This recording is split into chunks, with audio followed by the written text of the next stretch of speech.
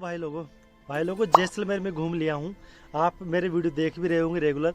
अब जैसलमेर आपको मुख्य जो पॉइंट्स है जैसलमेर सिटी के अंदर, वो आपको कम समय के अंदर कम पैसों में कैसे आपको घूमना है वो इस वीडियो में देखने को मिलेगा, इसलिए पूरा वीडियो देखना। सबसे पहले मैं जैसलमेर जयपुर से पहुंचा था, तो वहाँ मैंने ट्रेन ली थी, मतलब मैंने क्या ली थी, बाय ट्रेन में गया था। तो यहाँ से अगर आप जाना चाहते हो तो लोग 120 रुपये टिकट लगेगा।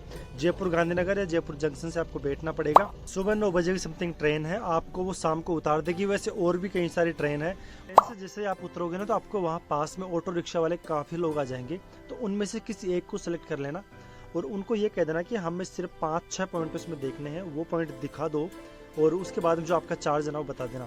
मोस्टली वहाँ पे गाइज हमने 350 रुपये दिए थे, जो आराम से 3.5 घंटे तक हमने उसको घुमाया और दिखाया भी। और मेन बात की जो इन्फॉर्मेशन जो वहाँ गाइड होते हैं ना, वो इन्फॉर्मेशन देने के लिए जो आपका ऑटो ड्राइवर है वो आपको वो इन्फॉर्मेशन दे देगा। साथ ही बढ़िया रेस्टोरेंट में आपको ले जा करके वो खाना भी खिला देगा। फॉलो करेंगे तो आपका टाइम, पैसा, सब चीज़ आपको बचेगी वहाँ पर। बाकी ऐसे तो जैसलमेर ज़्यादा बड़ा नहीं है, ये मान के चलिए कि करीब 3-4-5 किलोमीटर के क्षेत्र में वो फैला होगा, लेकिन अच्छी जगह लगी मुझे। राजस्थान में मौजूद कई खूबसूरत इमारतें आज भी ऐसी हैं जो सिर्फ राजस्थान और अपने भारत के यहाँ पे लोगों में ही मशहूर नहीं है, विदेश में भी काफ़ी ज़्यादा फेमस है। यहाँ हर एक ज़िले के अंदर आपको ऐतिहासिक फोर्ट देखने को मिल जाएंगे, जो आज भी काफ़ी गर्व के साथ में ऐसे के ऐसे एजिटीज खड़े हुए हैं। इन किलों को देखने के लिए हर साल विदेशी पर्यटन देश विदेश से हर लोग, हज़ारों की संख्या में लोग यहाँ पे अच्छे खासे लोग आते हैं। और आज हम अगर किलों की बात ही कर रहे हैं तो बता दें कि राजस्थान में जैसलमेर के अंदर भी एक ऐसा ही किला है जिसकी हम आज आप बात करने वाले हैं। जो आप सामने देख पा रहे हो, यह किला भी एक ऐसा ही है जो आज भी सरप्राइज कर देता है सैलानियों को, यहाँ पर आने वाले सभी लोगों को। राजस्थान का दूसरा सबसे पुराना किला भी है।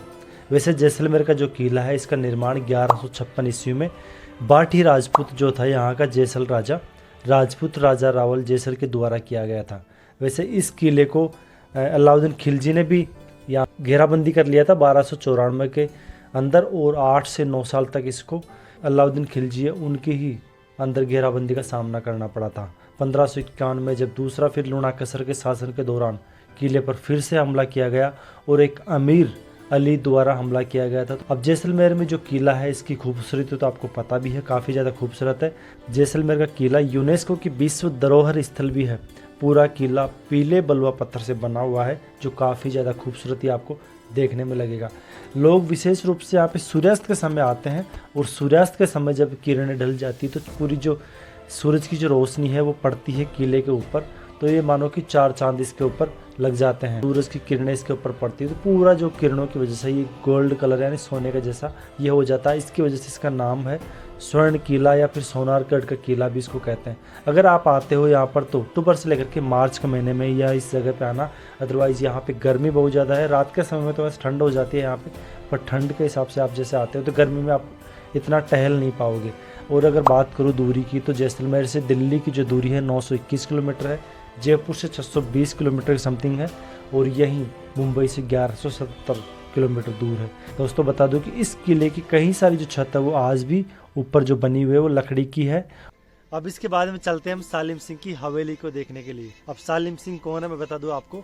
सालिम सिंह वो है जो आपने नाम सुना होगा कुलधरा गाँव का, उन्हीं के वंशजों में से है ये।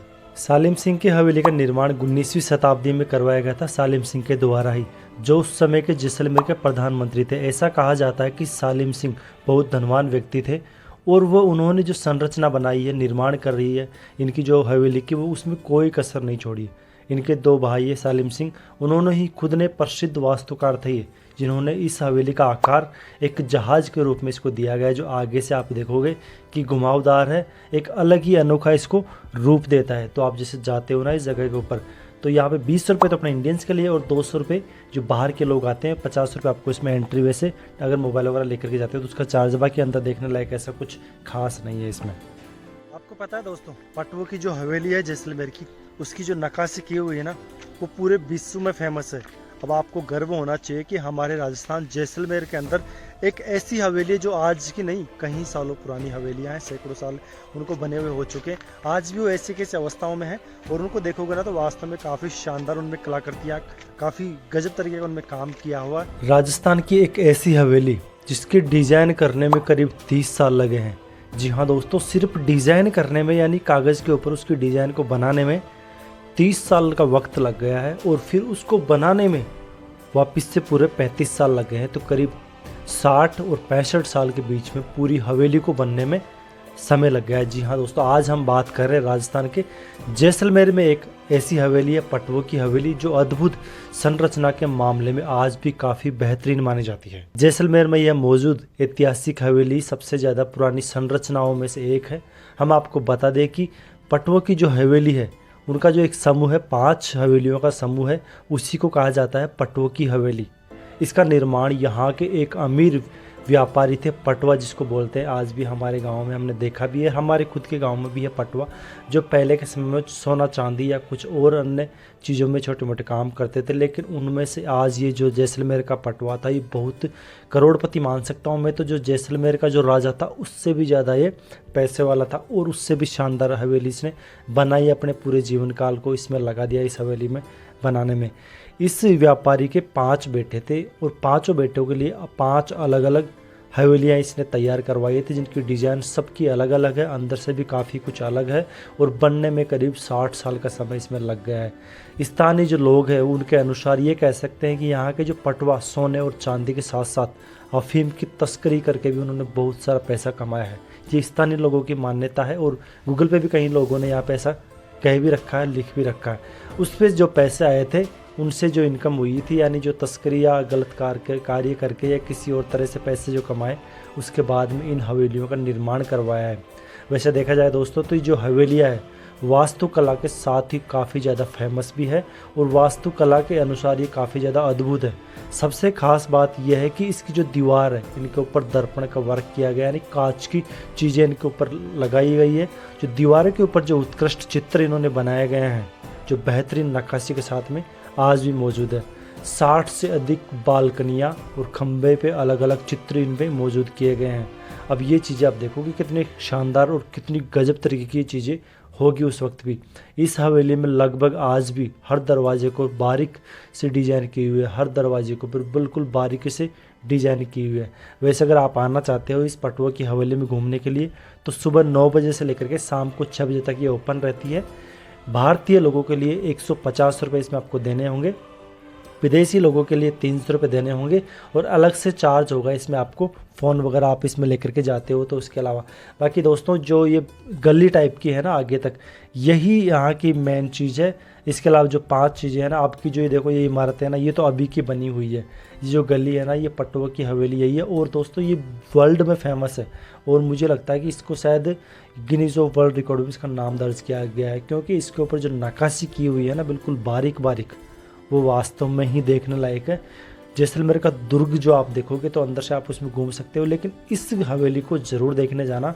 मोस्टली इसके ऊपर जो नक्काशी की हुई है ना पत्थरों के ऊपर, वो वाकई में देखने लायक है दोस्तों। अगर मैं कह रहा हूँ ना, तो देख करके ज़रूर आना। मैं ये नहीं कह रहा कि आप इसके अंदर जाओ, अंदर तो इसमें संग्रहालय है जिसमें कुछ छोटी मोटी चीज़ें यही रखी हुई है। अंदर की तरफ फोटोग्राफी भी इतनी कुछ खास आएगी नहीं, अंधेरा वगैरह इनमें होता है। बाकी बाहर से आप देखना, बलुआ पत्थर से बनाई हुई है। इनके ऊपर हर एक चीज़ में तो ये कह सकता हूँ कि हर 1 इंच के ऊपर इतना बारीकी से वर्क किया गया है।